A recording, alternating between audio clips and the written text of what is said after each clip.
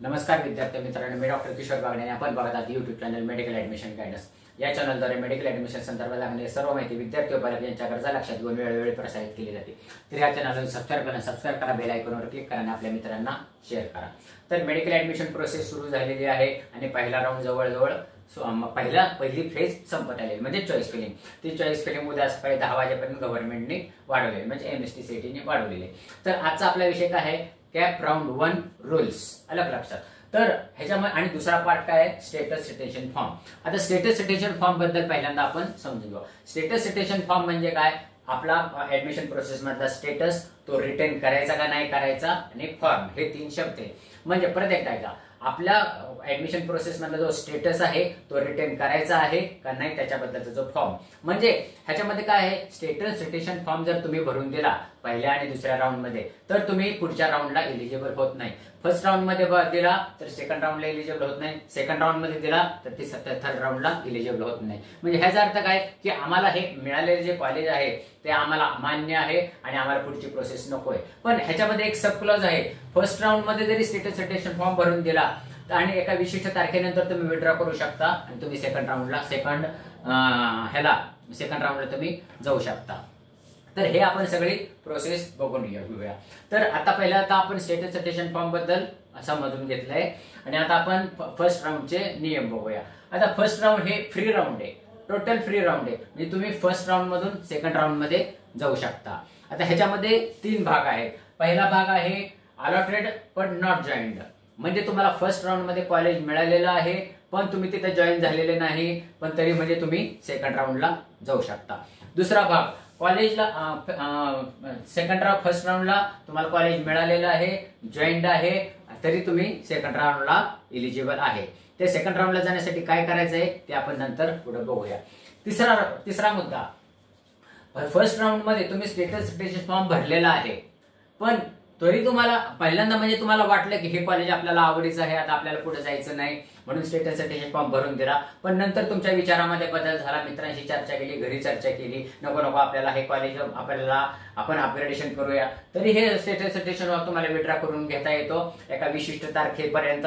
ते CET sir आपल्याला declare करेल, तर ह्याच्याबद्दल पण तो विड्रॉ करू शकतो। ह्याच्याबद्दल सीईटी सरने स्पष्टपणे लिहिलेला आहे, तो मी क्लॉज तुम्हाला वाचून दाखवतो। हा क्लॉज आहे कॅप राऊंड 1 प्रोसेस 11.1.6.2 आणि हा क्लॉज लिहिलेला आहे पेज नंबर 35 वर। इन्फॉर्मेशन बरोबर 35 नंबर पेजवर हे लिहिलेले आहे, ते तुम्हाला वाचून दाखवतो। म्हणजे स्टेटस सिटेशन फॉर्म भरून दिला तरी तो विड्रॉ करता येतो, तुम्हाला सेकंड राऊंडला जाऊ शकतो। त्याच्यासाठीचा हा क्लॉज वाचा।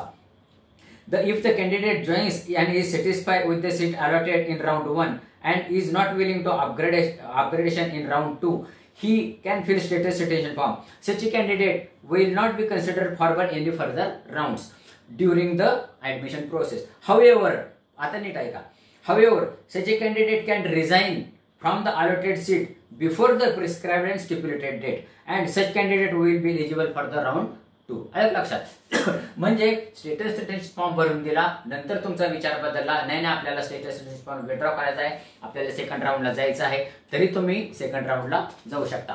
परत एकदा ऐका, however such a candidate can resign from the allotted seat before the prescribed date. आता ही डेट अजून डिक्लेअर केली झालेली नाहीये, सेकंड राऊंडच्या वेळेस ती डिक्लेअर होईल। such candidate will be eligible for the round 2. अलग लक्षात। म्हणजे फर्स्ट राऊंड हा टोटल फ्री आहे, तुम्ही काही टेन्शन घेऊ नका, कारण जरी समजा एखादी चूक झाली, चुकून एखादं कॉलेज पडलं आणि जरी समजा तुम्हाला ते नको असेल तरी तुम्ही सेकंड राऊंडला जाऊ शकता। परत एकदा बघू, फ्री राऊंड आहे, कॉलेज अलॉट झालं तुम्ही जॉईन केलं, कॉलेज अलॉट झालं तुम्ही जॉईन नाही केलं तरी तुम्ही सेकंड राऊंडला जाऊ शकता।